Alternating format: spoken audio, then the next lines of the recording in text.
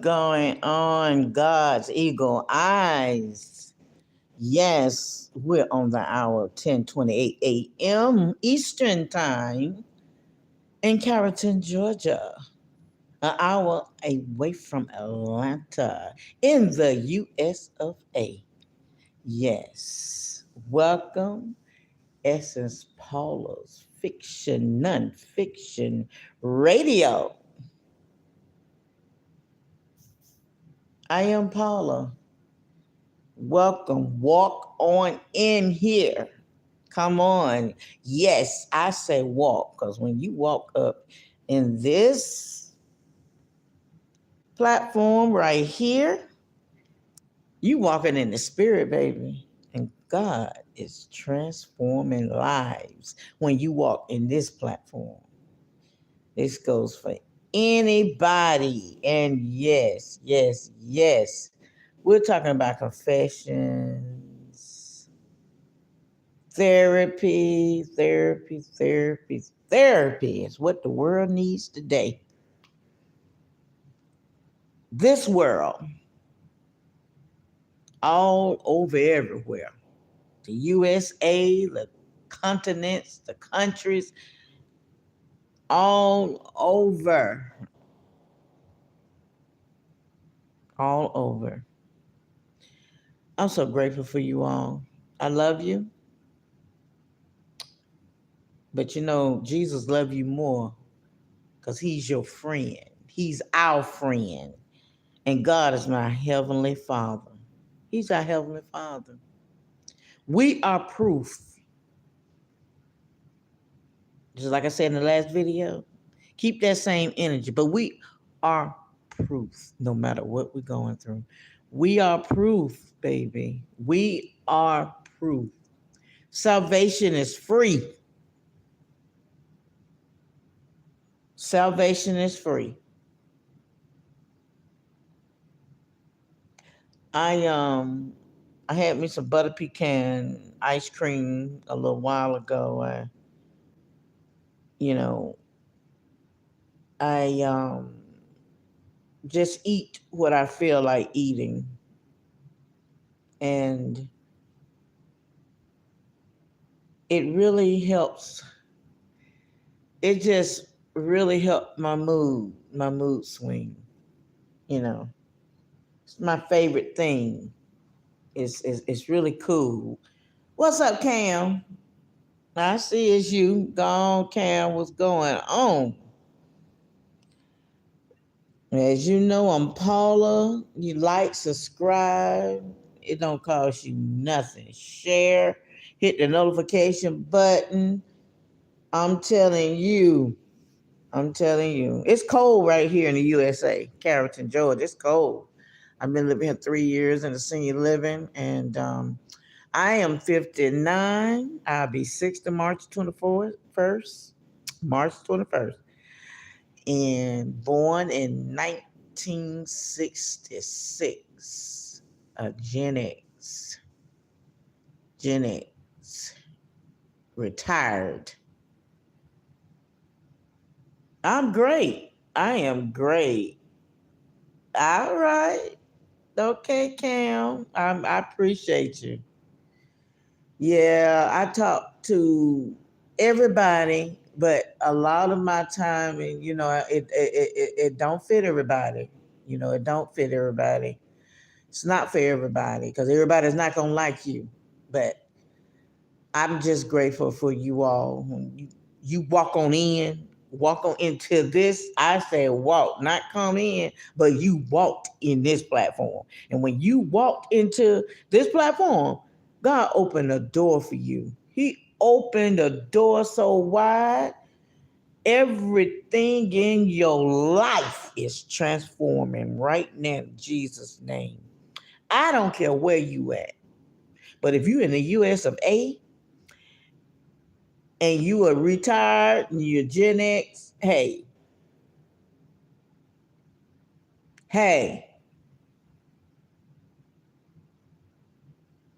God is real, baby. I live with bipolar 2 disorder. and it's a medical condition, but this is all temporary. Still detoxing. Still detoxing from the meds from October to 2025. I'm just still detoxing. I believe that I am free. I believe I'm healed in Jesus' name. You're healed too. Yes, he did save you, Cam. And salvation is free. But you got to pay a price to be anointed. And a lot of us has paid a price. I don't care if you're Gen X or not, Millennium, Gen X, Gen Z, Gen Z, baby boomers, all of them. We have paid a price to be anointed. A lot of us are black sheeps of the family. I say this in every video just about now. This is to the prayer warriors, and, and what else? Intercessors. We're hard hitters. This ain't no glamorous job, baby. Mm-mm. We have paid a price. What's up, Abba? Abba, I see you. Y'all walk on in. Walk on in here and be fulfilled and be blessed with that energy, that great energy. Because we talking about confessions, baby. Confessions today. Confessions. This is therapy right here. This is therapy. Right here is therapy.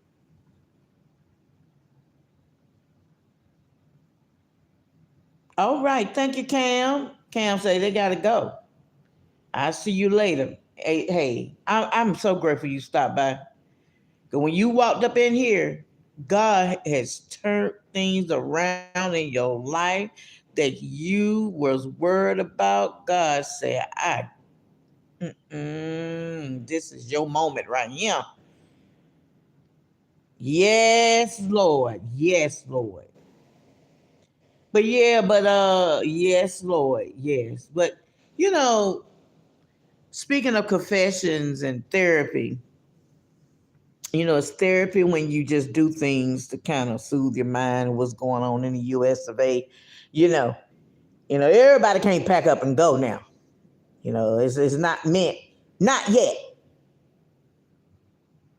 You go when God said time to go. But everybody can't pack up and just leave and hit all the different countries and stuff. But it's great to travel there. Hey, especially if you're retired. You done earn and we done worked since we was 16. Come on now. Come on. Yeah. And then it left us with dealing with mental illnesses, and everything and the stuff that you go through as you growing up and all that. And and all I can say is God bless your heart with the children, our children. God bless their hearts of our children generations. I have a 38-year-old son, and I got grandchildren, and then I got a 30-year-old daughter and 25-year-old daughter. They close, they grow up together, they stick it together. They stick together. Then they father, my first husband, ex-husband, because I had been married twice. My first ex-husband, their father, the girl's father, he already had children. He had 5 children when we got married. And I'm gonna tell you, both of my marriages was arrangements. I'm gonna tell y'all, a lot of these marriages that you see, a lot of them are practically arrangements. All right, bye Cam. Okay. All right. Talk to you later on. A lot of these marriage arrangements, we could take pictures all day. Now, not all now. I ain't talking about everybody. I ain't talking about all. I've said this before. I have taken these pictures and stuff with me and my ex-husbands and honey. You know, I even got old YouTube because I've been on YouTube. I've been a content creator for almost 20 years. But I've never been monetized. And I'm not worried about that. And I'm still not monetized. And it's all good. It's cool. It's cool. Because like I said in my other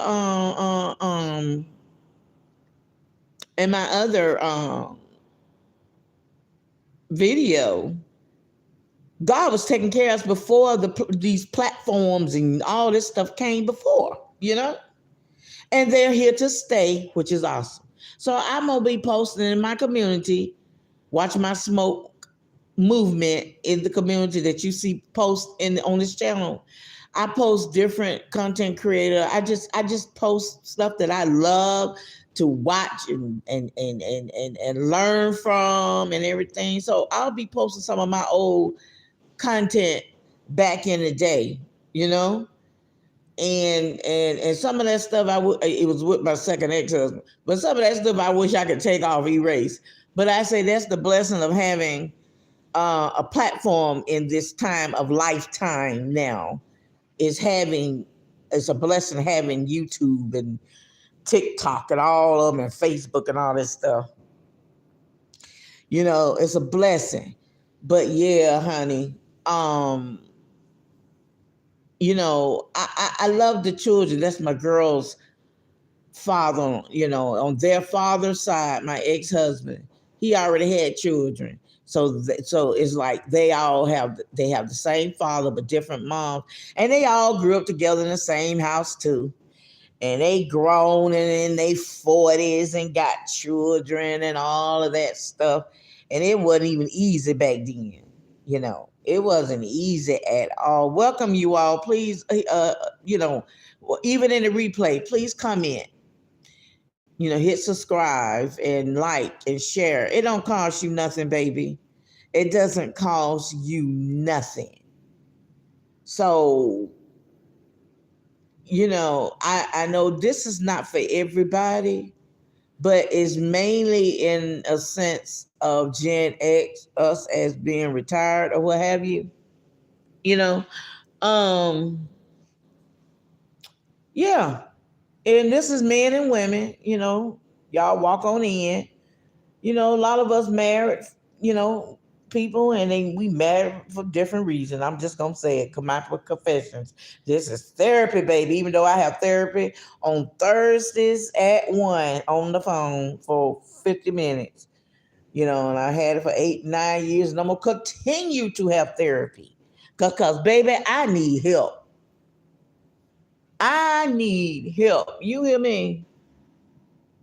Oh, and numbers don't lie. But as long as this hit this one person, somebody is gonna be delivered from these.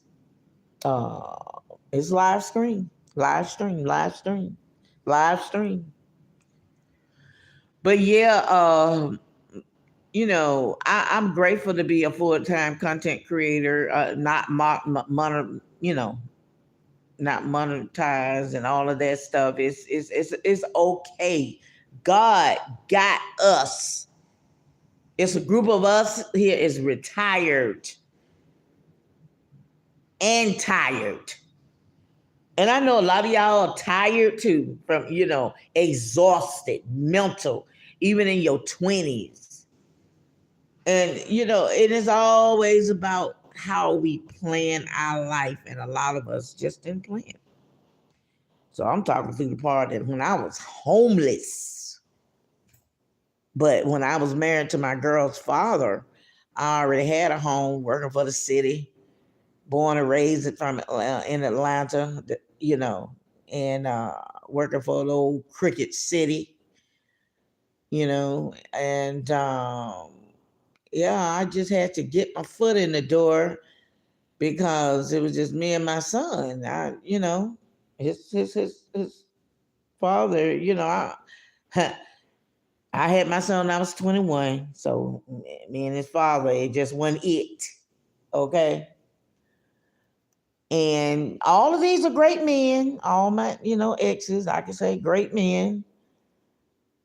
But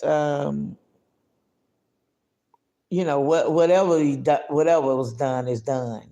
And I have to walk in a better light, you know. I have to walk in um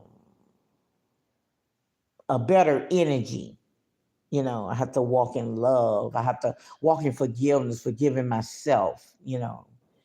So yeah, you know, I was really heavy set then, but when we was in high school together, we weren't high school sweetheart, but I was a brick house, okay?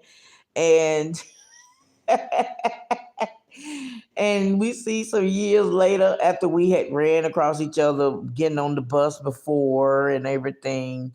It's just something about some men when they are already going through something, because he was married as well, but he divorced my girl's father, and everybody got their flaws. And yet I wasn't detox, but I was dealing with depression. I mean, I wasn't diagnosed with bipolar 2 disorder, but I was going through the series of depressions, I'm telling you.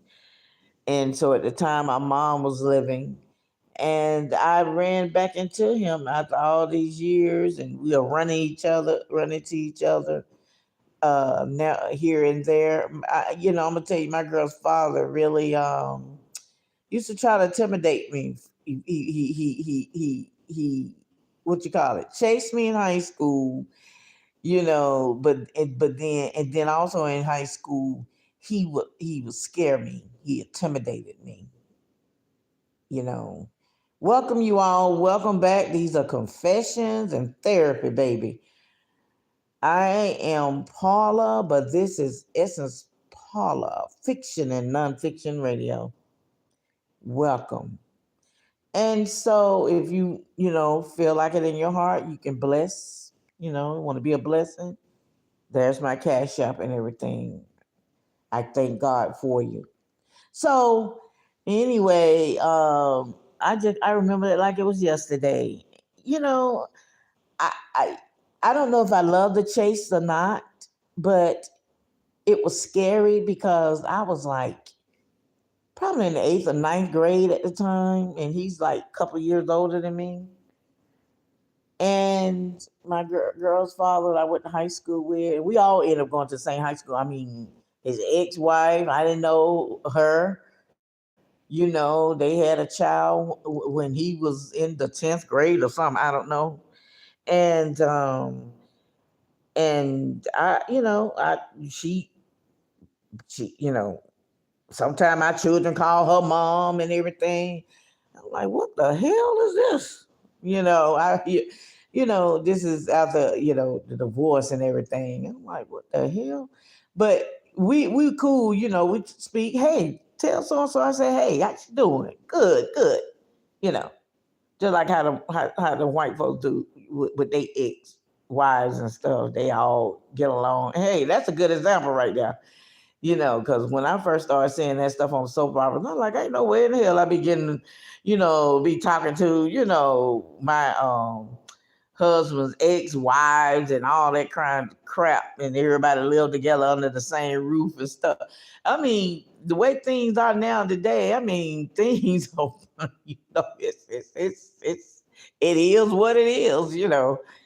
People, sometimes he still go back to the main house he still lives at, what he grew up in, my girl's father, and if she need a place to stay, she could stay there. But I told him I'll never stay there, and I didn't. But one time, when just for one night, when we was waiting to move into, his deceased uncle's home, you know, we was there and started raising the children there. But anyway, That's another time and whatever, because I don't want to be on that long going through that. Whew, child, when you talk about stuff like this, you're led to talk about it, but it's almost like you relive it in your head. And so, you know, I tell you, hmm, yeah, he had 5 kids, and he had three other boys, and so really it was 4 boys and a girl. Okay, but he already just had three of them living with him, and the other baby boy and girl stayed with the mom.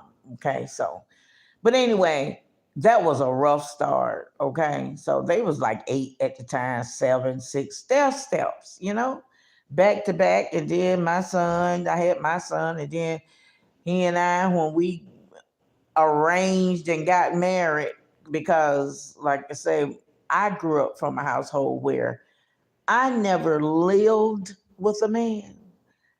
Only men I lived with was my husband's. And that's old school. I'm born, it's 1966. That's old school. That's the way I rolled, and still do. I don't. I'm right now. I am funny about my space. I don't want my children. I don't want nobody in my space. I don't want them in my space at all. Children, nobody, and they know this by now. They know this by now, because by me moving around, and I don't stay nowhere over 3 years or so. God is relocating, and it could be another state, because I was just telling my daughter that the other night, you know, God getting ready to relocate me. So, you know, but anyway, um, you all,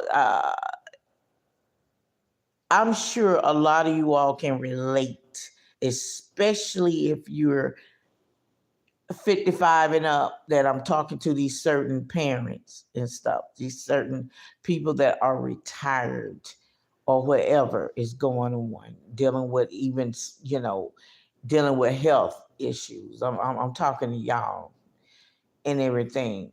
And like I said, I have arthritis in my spine, and also after the epidermis, having them with all three of my children, I think the effects, I have the effects that is within it as well, going on with my back and stuff. So yeah. Another thing, you know, living with bipolar 2 disorder, I was triggered a lot. I did not know how to handle situations.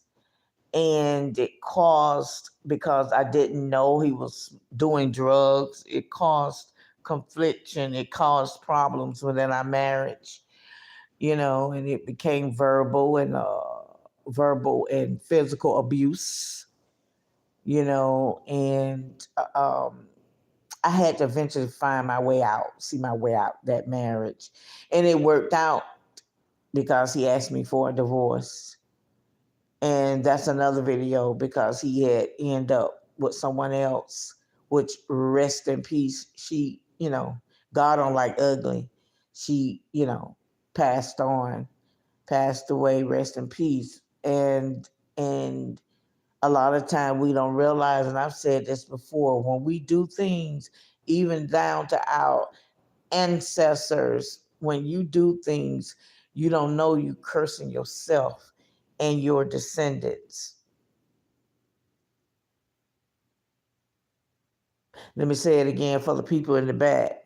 When we do things, you don't know you're cursing yourself and your children's children, your bloodline. A lot of people don't know that. And it's amazing. It's God gave me that through when I was taking a nap. God, a lot of times when you take a nap, Gen X, God downloads a lot of GEMS, gems, and different things to you. And anybody else, if they fast and pray and read the Bible. Yeah. But yeah, so I was so glad when I did get out the marriage. It was a lesson, because now as I look at the future, where is it at now? It's nothing wrong. A lot of you all are still in the same home that you grew up in. I mean, hey, if it's will to you, even if your parents are still alive, I think his father's still alive, but the grandmother passed on. I knew her too, but you know, he was the one that in the family of 8, and rest in peace. The older brother died or whatever happened, got killed in somewhere in Atlanta. Um, he was the baby one where he with all the children, you know, and everybody helped. Him. He was a mama's boy. You know, and everybody, the siblings pitched in, which is a blessing. But the other siblings was bougie and bad. And I look at my daughter now, I look at them, and I say to myself, I could see the bougie side, the bougie side of his family. And, you know, and when I mean bougie, they really, had their stuff together, beautiful, beautiful, beautiful homes, and drives expensive cars, and had 1 or 2 kids, and that's it. That's it. Wow. That's it. And they live wealthy, very wealthy. That's a blessing. There's nothing wrong with that. But then there's the other side, their mother side, which is my side, side of my family. Uh, I was born into a business.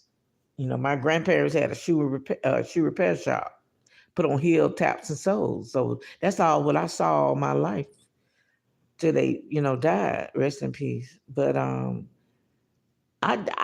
never saw no bougie side on my mom's. I mean, my mother was very classy. She went to Spelman, dark skin. As you can see my pictures, with same complexion, everything, and just hardworking people. Too. Just regular hard. And drove fancy cars as well and stuff. But I guess I don't know. I wonder, can people really see themselves in their families? Can they see when they bougie and bad, like the Amigos used to sing, bougie and bad? I love that song. I miss the Amigos. I really hate, what happened to these guys. Oh boy. But yeah, I love that song, bougie and bad and bougie rather. Well, yeah, but that's my children's, their father's side of the family. But when it come down to him, it ain't nothing bougie. His brothers and sisters are, they uh they worked, and my girl's father worked, but I just never saw the money because I didn't know he was on drugs. So we was moving like every 6 months. And then me not being diagnosed, I didn't know that I was living with mental health, mental uh, bipolar 2 disorder. It was really crazy. It was insane, you know. But I tell you, but that's another video. It's just a lot. Welcome, if you all just coming in. Welcome, welcome. And we're on the hour 10:57 a.m. Eastern Time in the U.S. of A. Carrollton, Georgia, an hour away from Atlanta. Yeah, this is Essence Fiction, Nonfiction Radio.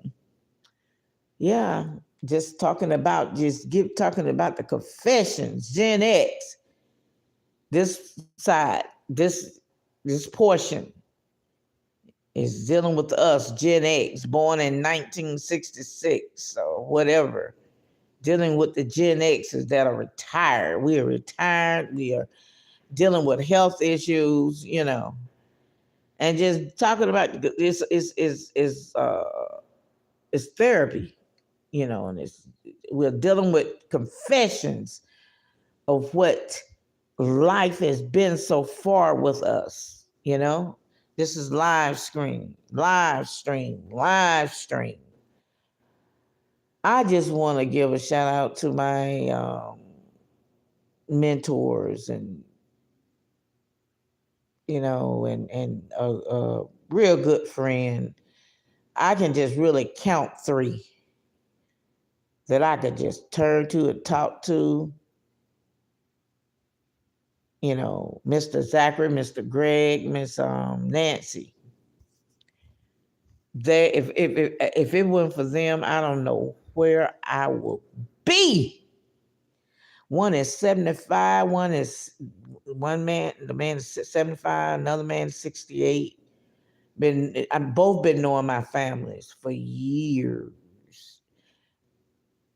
And then Miss Nancy, you know, it's a blessing to have friends among the retired community. Retired community. And it's awesome to have a millionaire among you that is literally a millionaire that had retired, and his son deal with different things, politics of Atlanta, you know. And this person used to work for my uncle, back in the day, and he's known me ever since I was high school. It's a blessing to be in the presence of good, hearted people, great people that will keep coming for you. Whenever you need them, they're there. They're there. Because, like I told you, I don't trust nobody but God. And to trust who God put in my circle, and that they trust and love the Lord as well. You know, it's a blessing. I'm telling you, I, I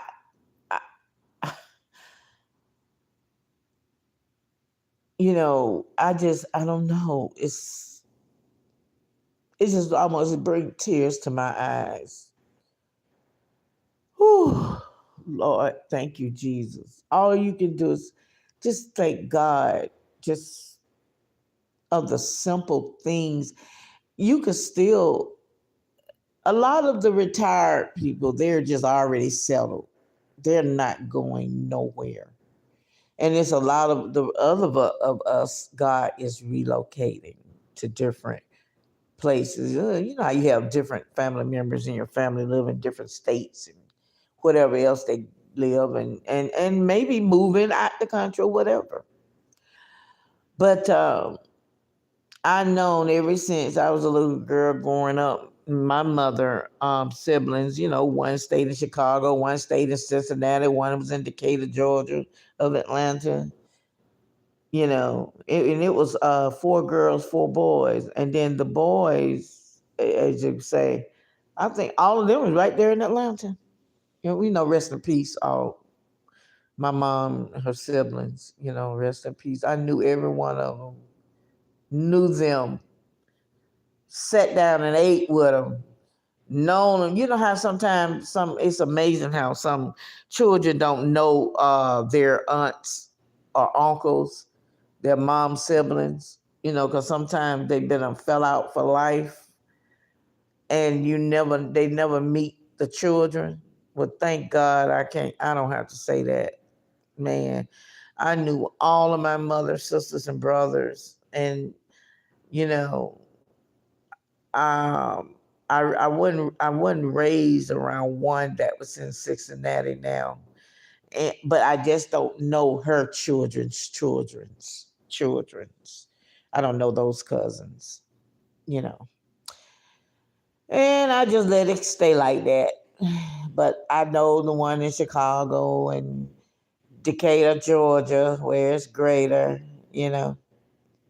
Never forget your daggone roots. I don't care where you from. Don't ever forget where you come from. Don't ever forget where you come from. And you know, as Gen X, we retired. You know how it was with our parents, the baby boomers. Yes, and welcome. Walk on in. You walk on in. God is delivering and transforming lives. You walk on in. Welcome. Welcome, everyone. You hear you rocking with me, Paula, the Essence Paula, Fiction and Nonfiction Radio. I give God the praise for you all. Come on in, even in the replay.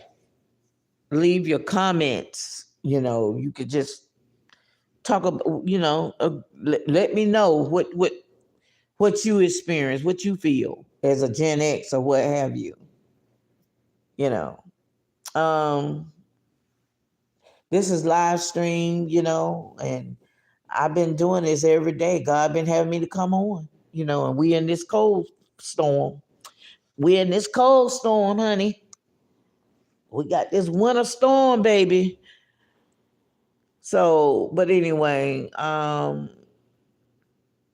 you know, another thing, how Gen X, and yeah, I know a lot of you can relate to this with our baby boomer parents, you know, we didn't sometimes, some of us, you know, we just didn't understand things, and we all, a lot of us grew up as PK, you know, preachers' kids, and grew up in the church all our lives, and you know, and we saw so much, you know, and experienced a lot, and a lot of us had to grow up fast. You know, we Gen X is in a generation that our parents worked a lot. Now I can say a handful. I don't know, but a lot of us, our parents worked a lot. They had their problems, their issues, and they pretty much didn't show too much affections. You know, like, but I'm telling you now, I'm gonna tell you this, I was smothered. Me personally, I was smothered with love. But if you want to call that love, I was also in a strict household. Okay. So it was all about protecting your children and sheltering them and all of that. But was that the right thing? Was that a good thing? I don't know. When I was 18, I got buck wild because I got so sick of being in their strict home. Growing up in a strict home, I was smothered with love, but they expected the expectations of me was pretty high from my some of my uncles, whatever. They thought I was gonna go to college and finish, and you know they and eventually I found out that they were that my one of my uncles and aunt was gonna pay for my college, and I didn't like school. Hell, I didn't even like the high school I was at. You talking about bougie? They were bad and bougie, you know, kind of nose in the air, stuck up, real light skin. No. How can I put this? Don't want to throw shade or whatever, but they were real light skin and had the long hair, and when they turned their head, it just bounce everywhere, you know. Oh, excuse me. This is raw and uncut and unedited, baby. That's one thing you know about Paula.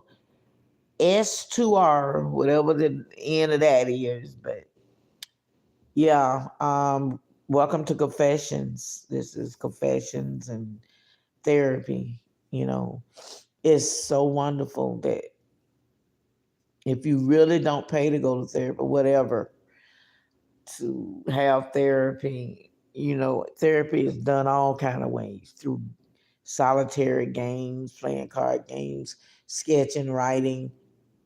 Excuse me, my allergy.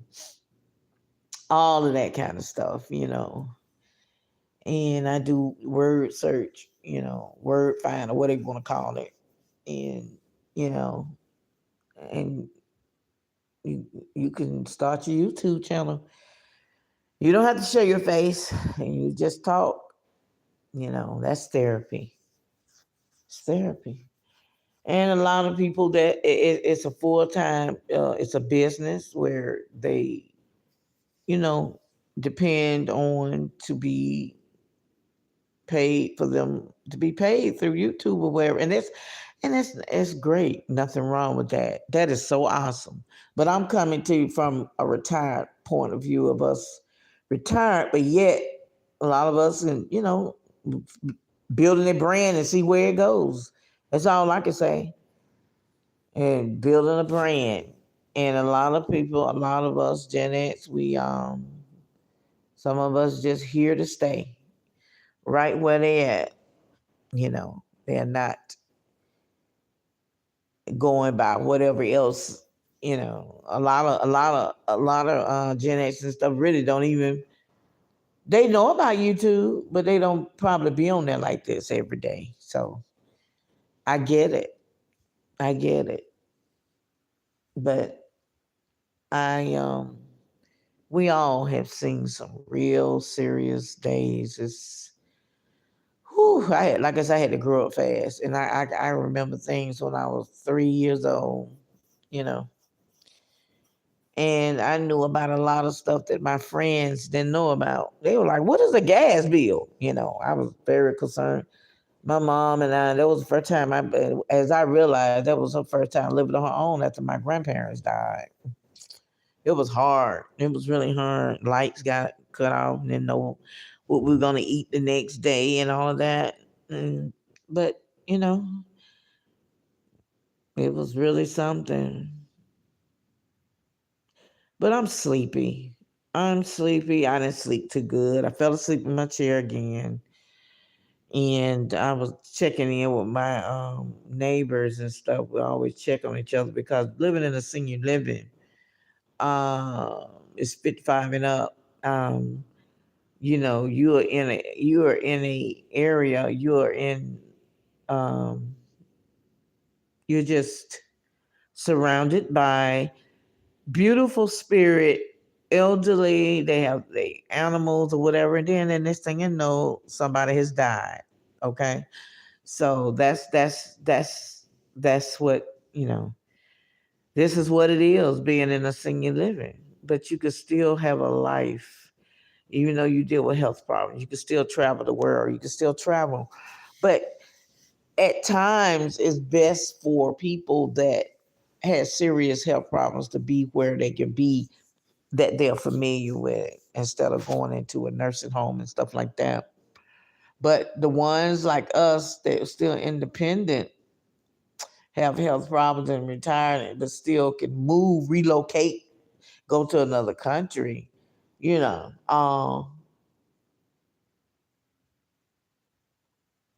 you could take your chance and do that. And, it all depends on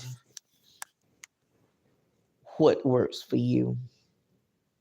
And, you know, um,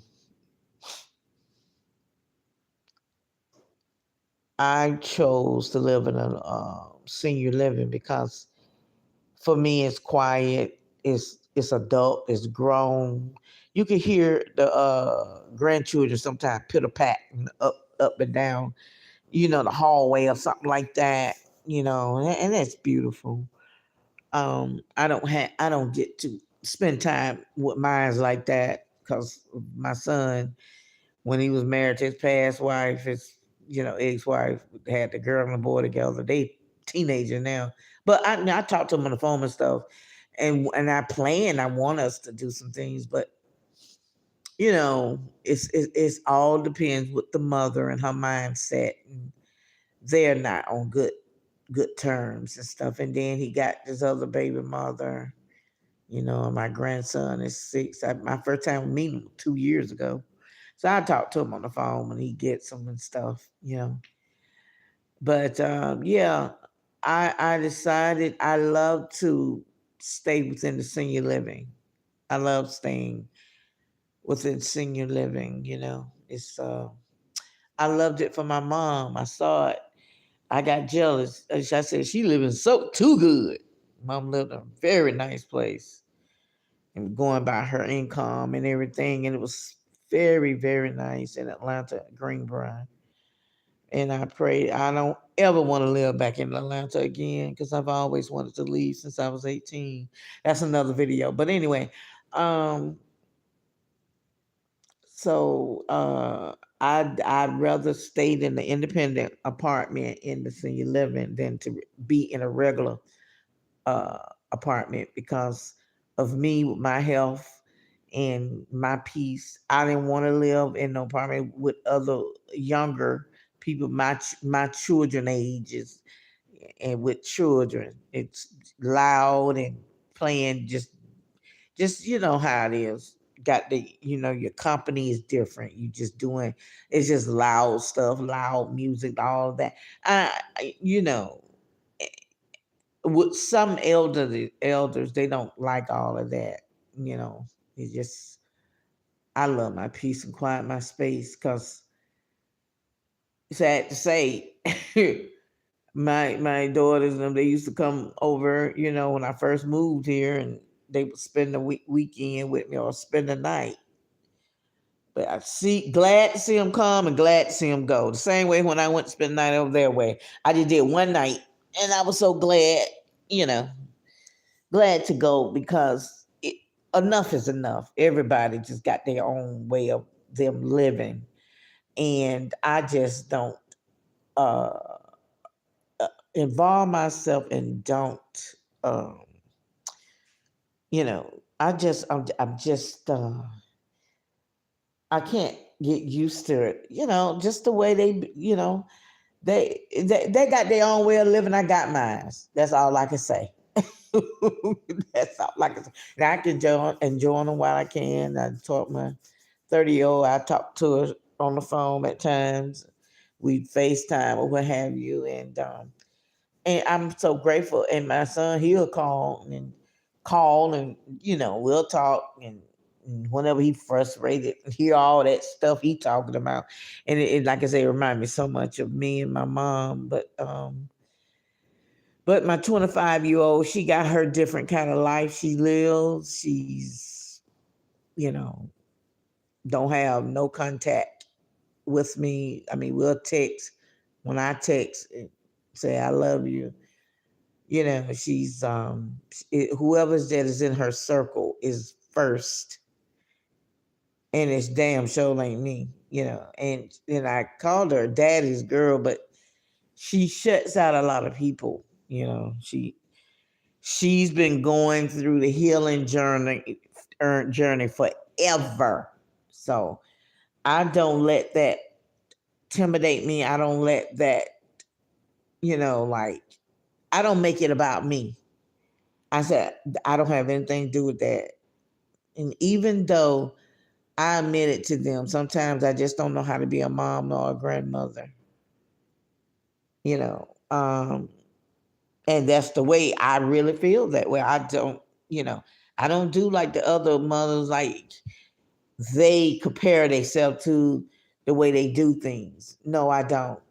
Because, see, I'm not going to make myself uncomfortable and shrink myself to be like other mothers and grandmothers, the way they try to go all out the way. I've done that, been there and done that.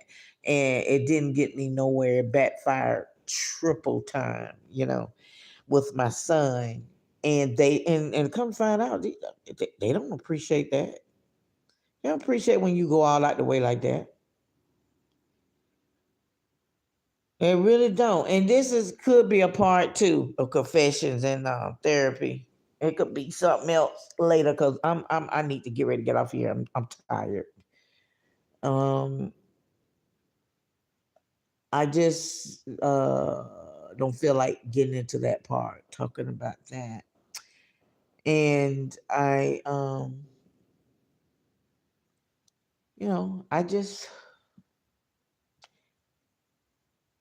just do the best I can, and just stay and let the closets out the let the skeletons out the closet.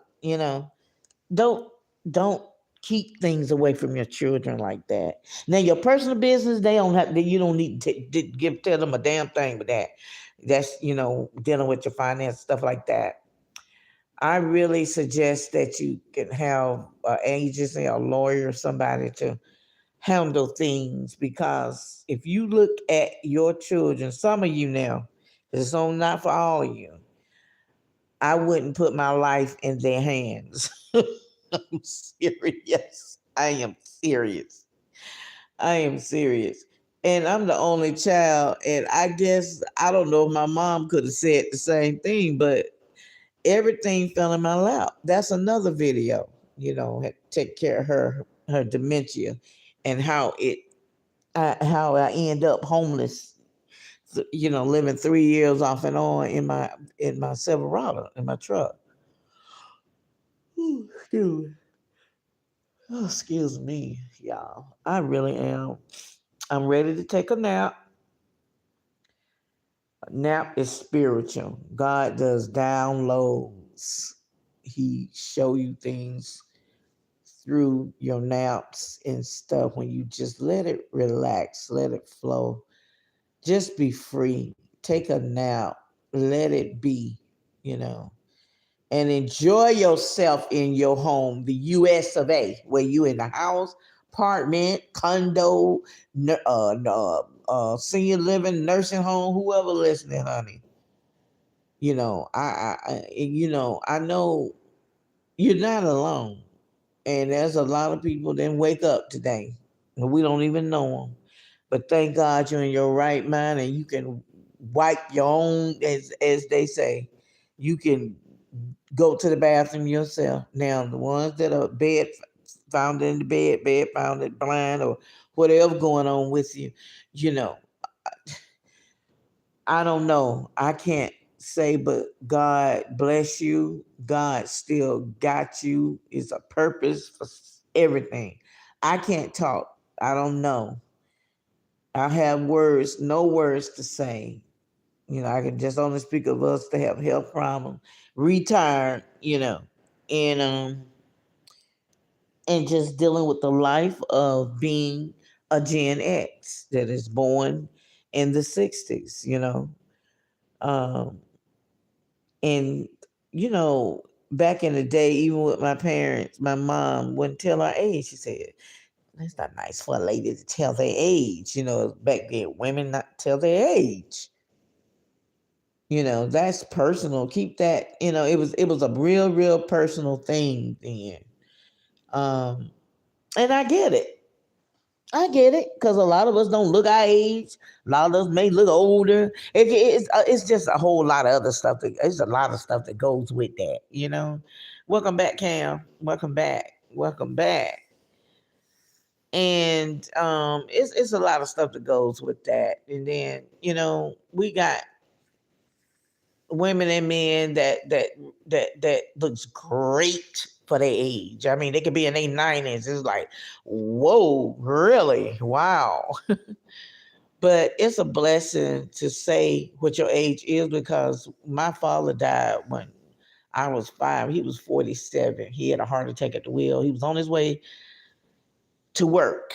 I-20 East. He was one of the deputy sheriff of Decatur, Georgia, and Atlanta. So, um,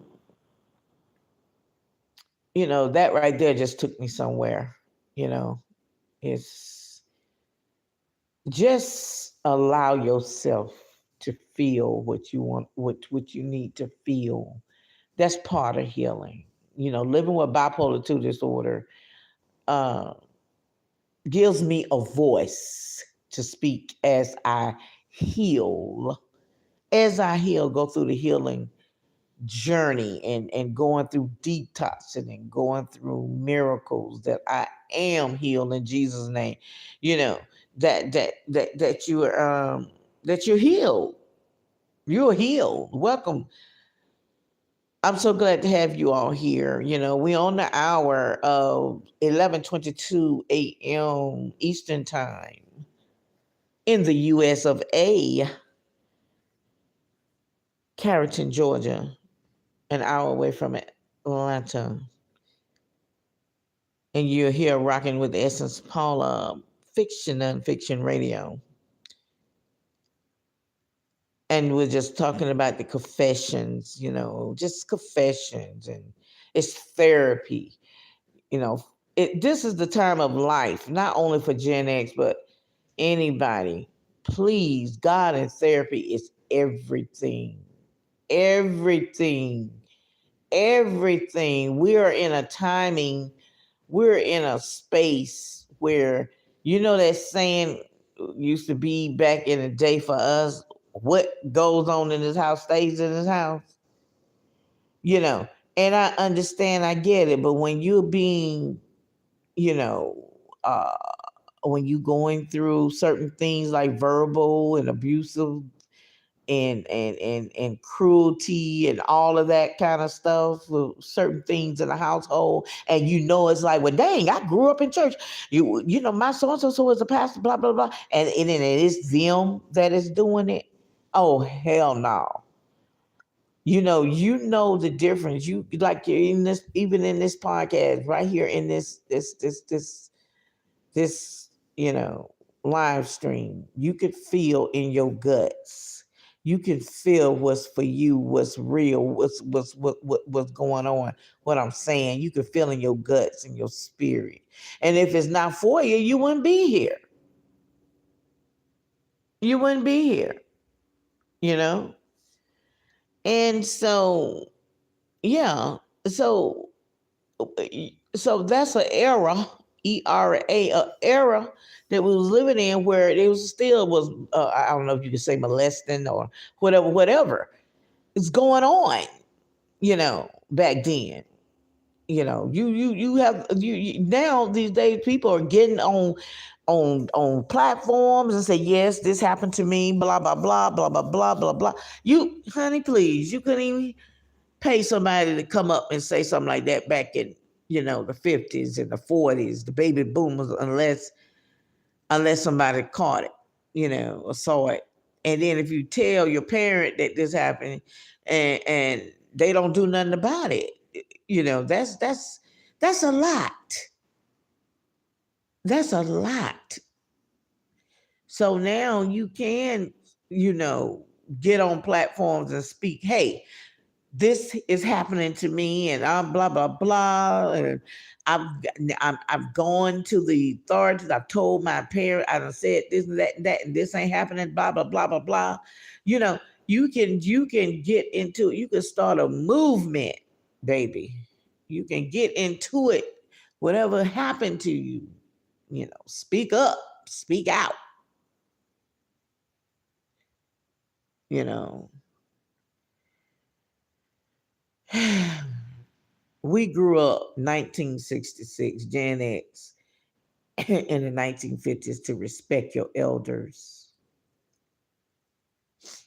Now, our children think that, of course, we have boundaries now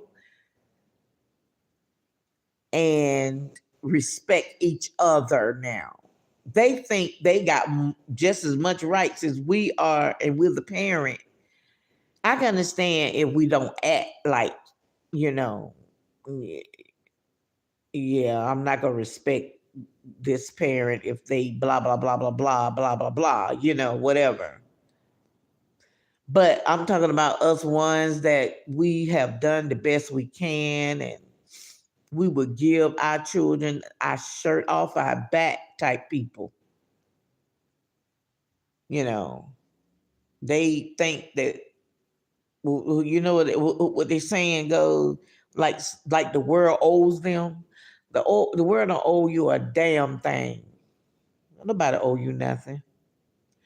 So I was talking to my 30-year-old, a couple of days ago, and she going through her thing and the siblings and all. And she's such a great sibling of really, she really stepped in as one of the big sisters to be there for her baby sister. Because that 25-year-old, that around 25-year-old, that that girl right there is off the chain. I'm telling you. She is something else. She got her own world. She don't have she, you know, that's another video. But I offered, my daughter, I offered her something, try to just, give her a little something. Because it's see, with three children, when you give one child something, you give all three of them something. Okay. Because see, you can grow up with being feeling neglected like that. Like, well, dang, mom, you gave her so. My son right now said, dang, you let the girls get away with everything. I mean, they didn't have it like me. They didn't. I mean, we didn't have it like this. We got beaten for all this and that. I'm like, yeah, well, y'all were boys. Y'all was always into something. But I didn't get to raise my children all the way. My 25-year-old, she was 6 months when they went back to their father. That's another video because of the system had to get involved between me and my son. He was 14. The one that is, how old is he now? 38 now. He and I bump heads all the time. I don't know if he think he's my daddy or whatever. You got to put a child in whatever in its place, and let him know, hey, I am still your mother, and I'm not your homegirl. That's why I don't club with my children. I don't club with my children. That's another thing. My daughter and I used to go and meet up and eat at, different little sandwich places. Ooh, this was years ago, back in 2015, when I was in Douglasville, Georgia, and taking care of my mom, taking her around at the time. And we had the money, the budget to do things like, a lot of things. And my daughter and I met up at the Subway shop. And there was a guy, a black guy, of course. It was over here off of Cascade in Atlanta. He was working at this barber shop because I used to go in there because I wear my hair natural. I would love for them to line it up or get it cut or something. And I saw him myself at the time. I was like, he is fine. He's really nice looking. And so he never really, struck to like me, and that was cool. You know, everybody got their preference of what they like. So I seen him again when my daughter and I went next door to the shop, which is the which is the the Subway shop and stuff. So he was in there. Then I was like, "Hey, how you doing?" He was like, "Hey, how are you?" And and so my daughter and I was sitting there talking, and I don't know if I said, because I would see him in the barber shop and just speak to him when I see him. Hey, how you doing? But I said, yeah, this is my daughter, like that. He's like, oh, okay. And so we only just spoke, like I said, when I came in, because he never had. I never was his customer, and nothing like that, and he wasn't checking me out, no kind of way. But only thing I was doing is admiring, So, and plus, I'm just I'm a plus size lady, 20, wear size 26 dress, whatever, you know. It all depends. My weight go up and down, so I go back down to a 24 and 20, But anyway, I always try to look neat and stuff. And I think I was in my Silverado truck. So I drove a truck as well. And I think by driving at the time a Silverado truck intimidated a lot of guys. I don't know, in Georgia that's weird. I mean, because so many women, because they would always look at me straight, and I didn't look like no man in church. I'm very girly woman, So, but anyway, um, she, me and my daughter was in there talking and just laughing. We meet up, and it just so happened we left, and she left something on the table. And so before she was getting ready to go to her car, and I was getting ready to go to my truck. She was like, "Oh, I forgot something. Let me go back." I said, "Okay." And so now I don't know actually how old this guy were, and back then, like I said, back in 2015. So I know I was in my probably was 50th, and I don't know. He could have been 48 or 40 or something. I don't know. But my daughter at the time was very young. My 30-year-old, she was really young, and so I saw her look and got what she left, which was some little thing that she left on the table, and she stopped for a moment and she was talking to him, and then all I could see, I know her body language, her shaking her head, no, or something like that, and going backwards, kind of going back, and then turned around and went out the door. And so he watched her till she walked to me, and we were still right there. This is in the public plaza off of Cascade in Atlanta, Georgia, where John Lewis used to live, the politician, rest in peace, and stuff. You would see him in the Kroger at times right there. But yeah, so I was standing in the street where the parking lot, waiting on her before we walked to our vehicles, give each other a hug, say I love you. She said, "Mom," she came back to me. She said, she said, "You see that man?" And now when we was talking, I said, "Yeah." She said, he asked me. I said, "What?" She said, "For my phone number." I'm like, "Huh?" And he saw me. He saw me. He saw her looking at me, and so he pretty much saw that she was telling me what happened.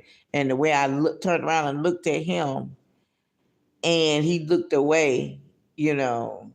And I was like, "What you do?" She said, "No." I said, "Oh, you weren't interested in him or whatever?"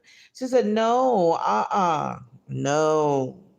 Mm-mm. He said, "Can I have your phone number and call you sometime?" She said, "Oh, no." She said, "No."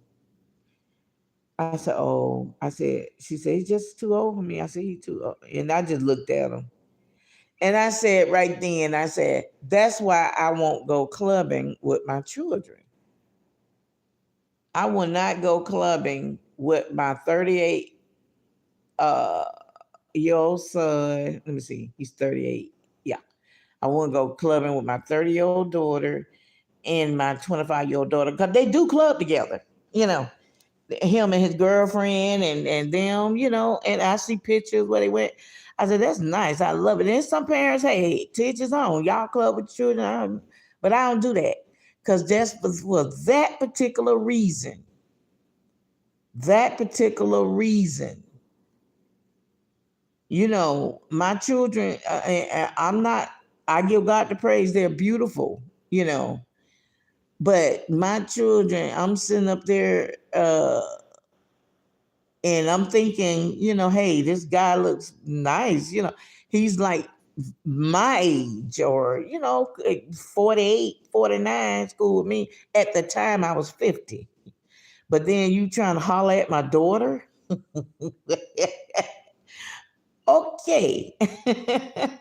So I wouldn't dare go clubbing with him, because see, I may be interested in a guy, but he may be just chatting with me to get next to my children, my girls, and vice versa. It's my girls could be. I notice they're funny to bringing their boyfriends around me as well. Because a lot of times them young guys, my daughter, she's 25. She dated this guy almost about over a year now, and hadn't still had me, but hadn't had me to meet him yet. But everybody else have, you know. Uh, Sometimes these young guys, they be trying to holler and look at the mom too, and the daughter, you know. So, and see, even with my son, if he was single and we was all hanging together, A guy might try to talk to me, and my son may give him a crazy look. Like, no, don't come at don't, I'm right here. So don't don't even try it. You see what I'm saying? Don't even try it. And so and then a lady may try to talk to my son while we there. And I don't think none of it. Okay. But it's not time for her to meet me, you know. So if I can't of course we can't help if we all hanging out and somebody see us like at the grocery store and try to holler at us. I mean, that's different. But going clubbing, oh yeah, you there to have a nice time or something. But like I say, you when somebody's interested in you, they may be checking out the surrounding, like, oh, okay, so like she's with her children or she with this or that. You know, I mean, it's different with you with your girls or your homeboys. Homeboys like, yeah, oh, she look good. Go over there, talk to her. Are you with the homegirls and the guy may say drinks on him or something like that. I'm just old school. I'm old school, old fashioned, because these younger guys, you could just be nice, but the younger guys that like mama boys, they still would go for an older woman because it's so much of they still want that motherly thing. And it sounds crazy, but it is what it is. And the same way with the woman, you know. Um, I love the a company being accompanied by older men as well. I'm 59, but from to 70, or 75 or 70, you know, I've always had older men to talk to me, but then my second husband, I was 3 years older than him. So then my also bounced back to younger men because of my personality is a very young kind of personality at times. But if I'm sick and don't feel well, don't feel like whatever, that I'm just a total different person. Leave me alone. Leave me be. And so, yeah. So I mean, these are confessions. This is welcome. This confessions, and it's therapy to hear and talk to other people about what Gen X's go through, what they're dealing with, even with grown children. And I even saw when my mom, started struggling with when I started growing up. I was a old soul, and I had to grow up fast, and I always looked at older than my age. So my mom, then when they would come in our place of business, she would see the guys. I was like in the 10th grade. And well, at the time I was 16, and she saw these older guys like 21 and stuff looking at me, and she'll say, she's only 16. And I never will forget that. I never forget that when the customers would come in and these young guys was checking me out and I was 16, and she would look at them and say, and I don't know, they could have been 20, 18. My mom was old school. I grew up old school. Grandfather was a Baptist rep and stuff. So I was in a strict household. And I'm saying, when I started, my period at 10 years old, my grandmother thought I was fast. She didn't like that. That's the era we grew up in as Gen X's, born in the 60s. It's really something. So it got to the point till my mother died, and I noticed before, Lord rest in peace. Oh Lord, a year before she died, she looked at me and she said, how did she put this? She said, he told me he loved me. And I looked at her and I said, what? So the reason why I say that, because she thought that a guy, this older man, and no offense, that she was dating, she thought that we was courting, dating as well. She thought that we was flirting and messing around or whatever. And I'm like, how in the world? And I'm married. I was married at the time, my second husband, ex-husband of 10 years. I was married, but she sure did. And she's accused me other times about, um somebody that, like if I know them and seen them together. And I was like, oh my God. And then when I got married, you see, I've been married twice, but after my father died, my mother didn't want she didn't want a man over me, because, they are so strict back then because of so much was going on, like the molesting, blah, blah, blah, stuff like that, back then, that's what made homes very strict. I know that's what I came out of, a strict home. And yeah. And one time my second husband, ex-husband, and I was going through transitioning of housing and waiting on apartments and stuff. We had to live with my mom in her high rise for a moment. And we were laying on the floor. He was laying on the floor. He had to get up in a little bit and go to work, you know. And but I had started waking up before him. And we were just laying on the floor. And when I woke up, I caught my mother just sitting there, just cutting her eyes at me. It was the look. I looked up and I couldn't say anything. And I don't know how long she was looking at me like that, or she just looked at me when I started waking up. I don't know if I had made a sound when I got up, but the way she looked, her eyes, I don't know who the hell that was. I don't know who the hell that were. Your eyes were so demented. And when she finally saw me looking at her, realizing we locked eyes, and I'm looking at you the way you looking at me. I mean, I'm not. I'm just looking like at all. You. She finally realized that I was looking at her, and she cut eyes otherwise. And then I think I said, are you okay? She's like, okay. Oh my God. My mother had such funny ways. Oh my God, there's gonna be another video of confessions and therapy.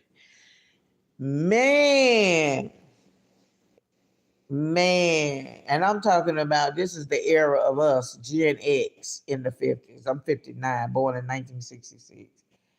So we're in an era where parents and either older women are younger or jealous of younger women, and vice versa, mother, daughters, sons, and fathers. We're in that era. It's in the Bible. We got older men, OGs, are jealous of younger men, and vice versa. Younger men like, go sit your old ass down, so and stuff like that. It's crazy. It's crazy, man. I'm telling you. Welcome, you all. Welcome. I'm Paula. This is Essence Paula, Fiction Nonfiction Radio. We are on the hour of 11:47 a.m. Eastern Time, Carrollton, Georgia. Hour away from Atlanta in the U.S. of A. I'm glad to have you here. I'm Paula. And these are the confessions that we in our era of retired Gen X's. We're retired. Please like, share, subscribe, hit that notification button, baby, because I'm on. The way God got me going, look like every day live streaming, honey, live streaming while we in this winter storm in the USA, making the best of what is going on of today. Making the best out of everything is going on.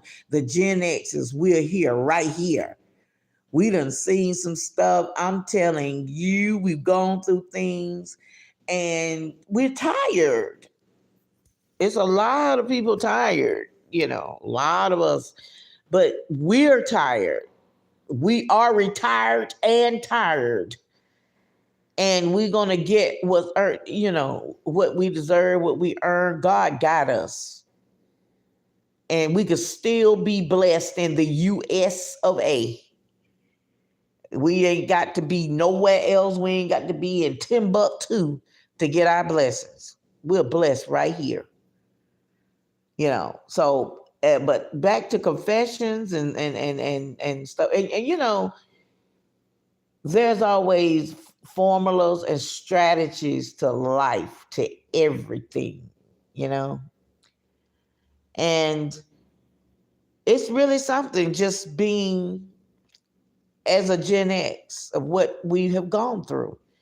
The people, we Gen X will see the baby boomers, our parents are baby boomers. We saw these things and then say nothing. And the baby boomers, when they was growing up, the same thing. But now, what you call it, Gen Z and the millennials, they see it and they talking about it. So it's out now. And I'm glad, because I was trying to figure out, how is all this exposed now? Who is talking about it? Okay. Well, our children is talking about it. Our children's talking about this, what they see and what we had carry on. And I tried to be the same way with my son, the strict household and stuff, but that curse was broken, by us getting into it. He and I had several disagreements, and right to this day, we still can't live in the same house, so I really don't want none of my children to stay with, I'm not staying with them and they not staying with me. But anyway, and it caused the fact that I didn't, always raise my children. They was in the system for 2 years and then went back to their father, and it really turned out to be a blessing, but it really killed me. The second inside, I was in a deep depression. Well, my ex-husband left me and remarried 2 months after the divorce that we did in 2014, and which really turned out to be a blessing. For him to leave and to remarry, I was 3 years older than him, but he ended up remarrying somebody that was 10 years older than me. And they've been married now for 11 years, and I never spoke to him since. And it's a blessing. It was a blessing. He was a blessing, actually, while we was married, but I wasn't, because I'm talking about both of my marriages were arranged. It was arranged. It wasn't married. We weren't married out of love. It was arranged.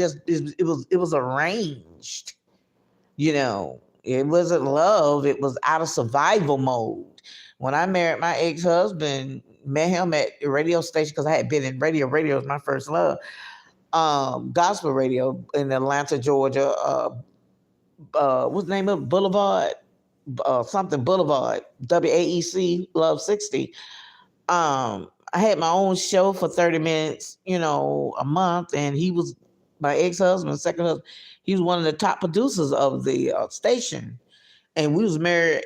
When we first met, he was just getting there. I was just coming there to volunteer to stay out the cold, because I was homeless, living in a transitional home, and he was tired of staying with his parents, trying to take over his life. So we arranged, like, hey, we only dated 2 months and was married for 10 years, So it's like, well, let's do this right, you know. He wanted to, take me to bed, whatever, whatever. I'm like, honey, you have to marry me. But that's how it was, I'm from old school, you know. So, and that's what happened. And we didn't love each other when we got together. So it was just an arrangement to do that. Of course, I was a content creator back then, but didn't even know what the hell I was doing. I didn't know what I was doing. All on YouTube, just doing my thing. And like I said, I've never been monetized on YouTube, and I'm still not. And that's okay, because God is using me in my purpose of living with bipolar 2 disorder as a Gen X. He's using me to be a blessing, to testify, to tell my story. You know, um, I was suicidal and homelessness. Now, from 5 years now, to 3 years living in a senior living, right to this day in Carrollton, Georgia, an hour away from Atlanta, born and raised, the home that I hate ever since I was 18, Atlanta, Georgia. Grady baby. You know, so it's like, oh my God, grew up in church all my life, and part of one of the biggest churches, Bishop Eddie Long, New Birth in Lithonia. Was in the choir a couple of years there. Best friend of mine brought me there, and we was with Bishop Eddie Long on Snapfinger at the time. He was just beginning to be into being a preacher, and then getting in the choir, being in the choir for about a couple of years in the choir. I saw things and felt things I didn't like, and we would travel. We would travel in with the choir. It was nothing to see. What you call it? It was nothing to see Creflo Dollar and all them and Dottie People and stuff like that. It was nothing. What's her name? Bernice. King and all them. It wasn't nothing seeing them and stuff.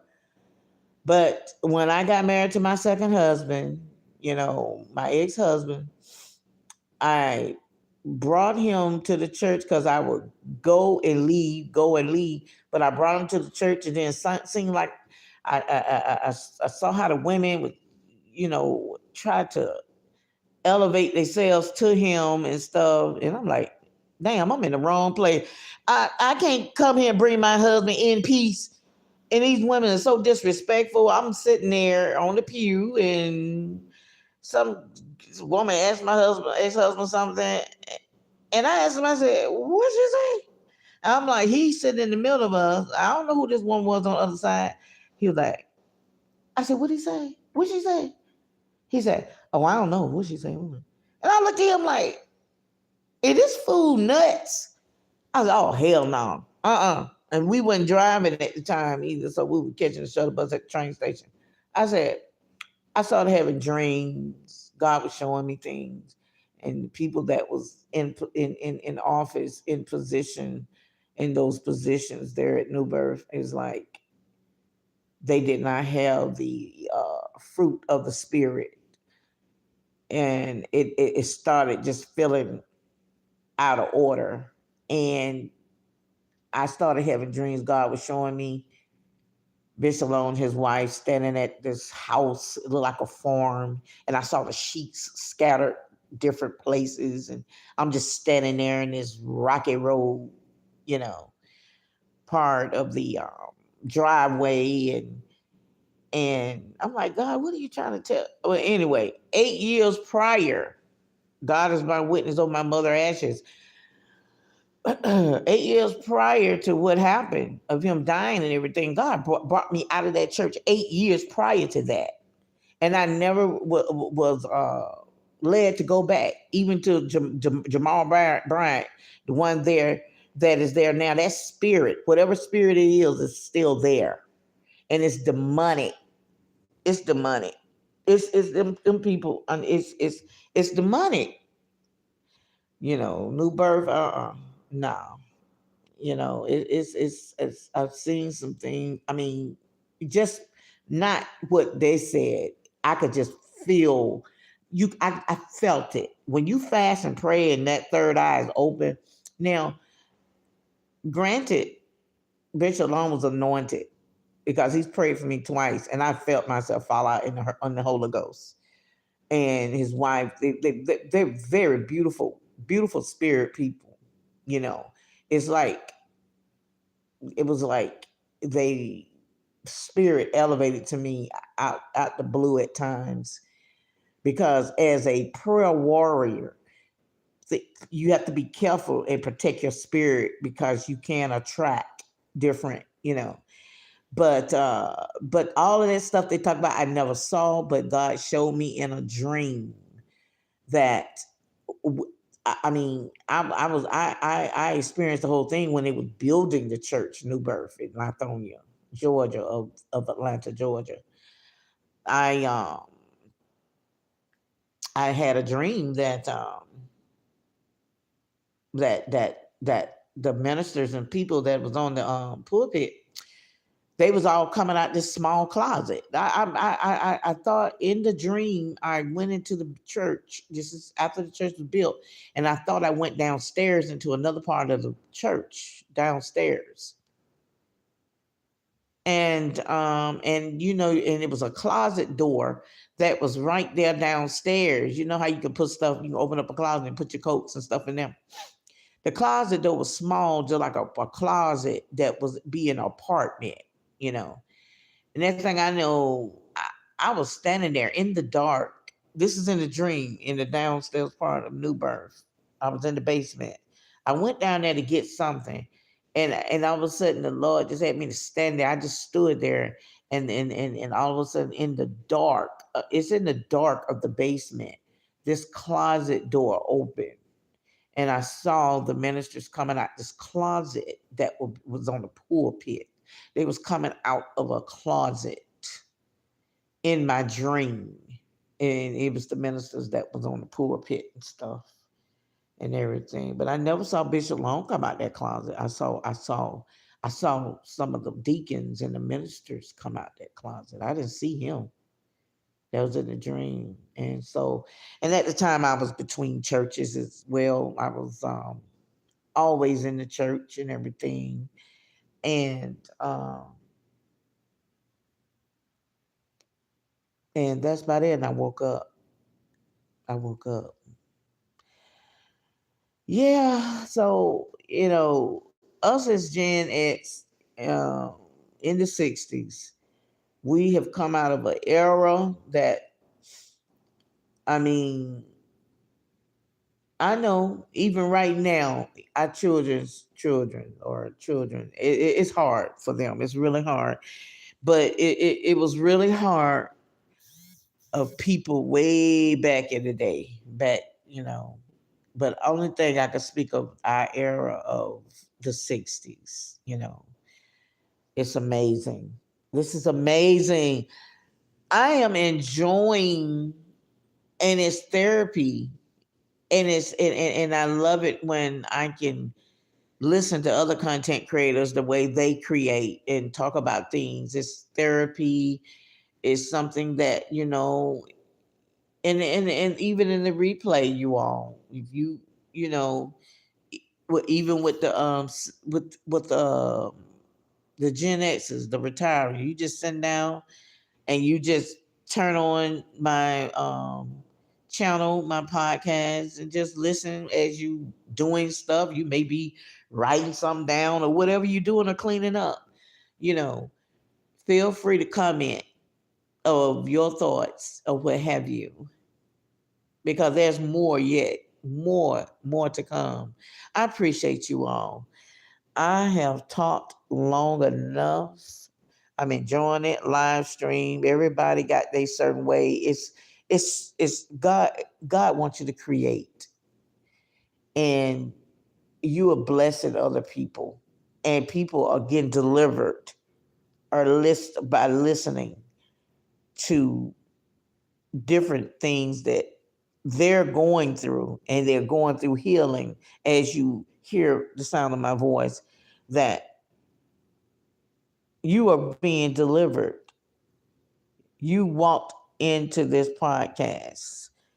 And I'm going to say, in the spirit realm, you really walked into this podcast, into this platform. And you are delivered in Jesus' name. You are healed. You're healed. You're healed. Believe it. You're healed.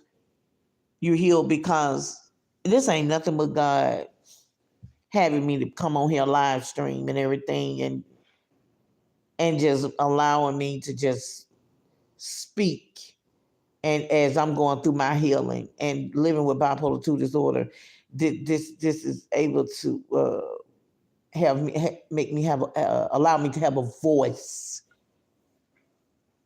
of all the things that I've seen. And excuse me, this is uncut, raw, unedited.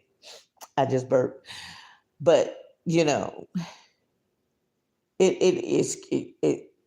I'm just so grateful. I'm so grateful for the platforms like this, and some platforms, God just say, give it a break. you know, yeah, I have. I mean, yeah, I have therapy on Thursdays at 1, but I need, and I've been having the same therapist about for 8 years or 9, and I still need more therapy, and I'm gonna continue to have my therapy. We all need therapy, and you don't even realize every day you're doing something that is your therapy, because we all have gone through some stuff that Jesus sacrificed his life. He sacrificed his life for us to live abundantly, even though God already knew we was gonna go through this before we entered to our mother's womb. But he's given us grace to come through it, because a lot of people, like I said before, we didn't think we were gonna live to see this age. You deserve it. We are worthy. We are worthy, even down to the 20-year-old, to the children. You're worthy. But Gen X, we are worthy of our retirement. Enjoy your life. You don't have to get on here and talk about what all because people will get jealous. They will feel, like, you know, why I'm not going, having good luck right now. Why am I not blessed, or whatever. There's no luck, but it's like, why? And you're in that stage. Many people are in this stage, and but it's temporary. That's all it is. It's purging. It's um, molding you, and it's not comfortable. It's not comfortable, y'all. I know it's not comfortable, but I'm allowing you to say that. Look, God is blessing all of us, whether you see it or not. It don't matter where you at, overseas, underseas, wherever you at, whatever country you in, whatever city you in, you know, this is what it is. Remember, I do love you. Jesus, but only Jesus loves you more, because he's your friend and God is our Heavenly Father. And you know what? Salvation is free. Salvation is free. But be anointed and appointed. That's the price that we had paid. That we have paid and paid the way for others. God got us. You all have a wonderful evening. Stay warm through this winter storm. If you in Georgia, wherever the winter storms are at, all over, stay warm, have fun. Don't allow that anxiety to take over any situation. Go get up, get some air, and take a nap. You take care.